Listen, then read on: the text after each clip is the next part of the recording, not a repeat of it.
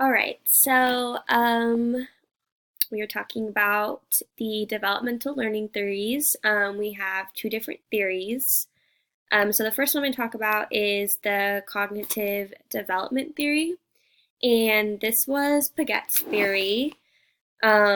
He described his work as genetic epistemology, and I found this image here that I used to help me kind of remember what this is. And it is taking your genetics and then kind of your learned behaviors and putting them together in a little bit of like a chemistry experiment. And then this becomes child development.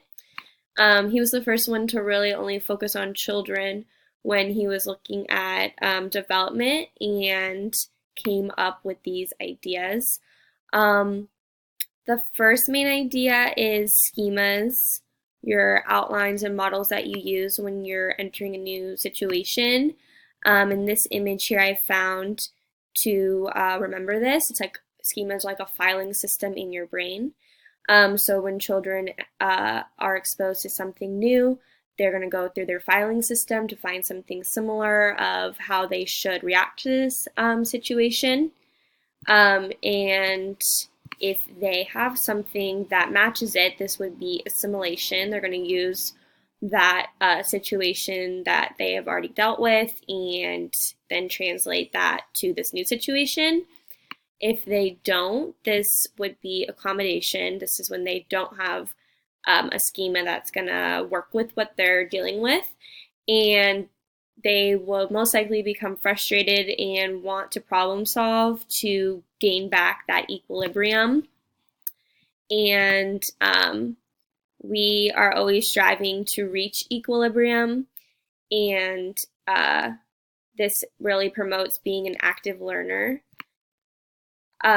This image is a boy. He had seen an orange cat. Now he sees an orange cub. So he thinks that's the cat, but he's told, no, this is a cub. So now he has a new schema that there are orange cats and there are orange cubs. So they're different things.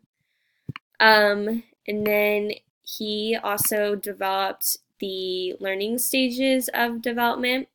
So the first one here is the sensory stage from 0 to 2, and this is when you realize you have object awareness and realize that objects aren't there, or they are there when you don't see them.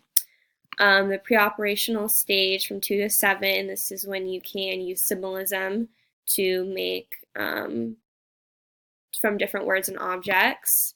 Concrete from 7 to 11 is that you can work things out mentally.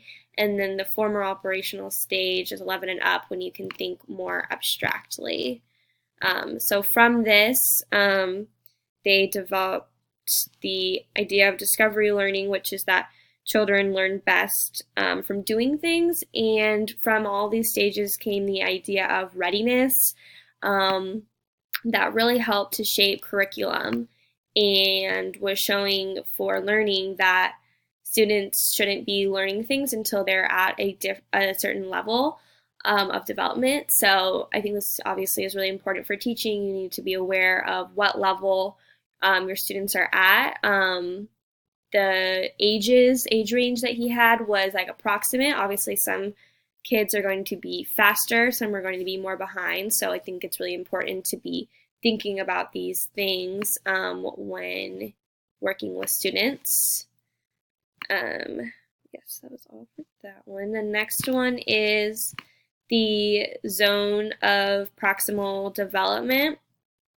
This is independent problem solving versus problem solving with guidance.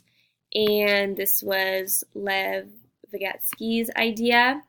And a big idea that what came out of this was scaffolding. And I think of this like scaffolding from a building. So while a building is being built up, they are going to need aid, and this is the scaffolding. And when a student is learning, they might need a little help to get to completing the task, and this would be with having a more knowledgeable other or a model to be helping them, and then after they've got demonstration from them, they can then go on to complete the task on their own. There are some ideas for effective scaffolding. There are 5. Gaining students' interest in the task, making the task simple, giving clues, avoiding frustration, and modeling the task. Those are things that teachers should be thinking about when they are trying to scaffold for a student. Reciprocal teaching is really asking a lot of questions. So I found this image here to kind of help me remember that, and then eventually reducing their help. And then knowledge through social interaction, giving clues, modeling, adapting materials, and then cooperative learning. So when students are working together in groups, really great to mix up the skill levels so that students can learn from each other and help each other out. And yeah, so both of these theories together really brought out the idea of how students need to be active learners, and that if they are wanting to solve a problem, then they need seeking help from scaffolding, or looking through their schemas and trying to reach that equilibrium. So they have similarities in that sense. So yeah.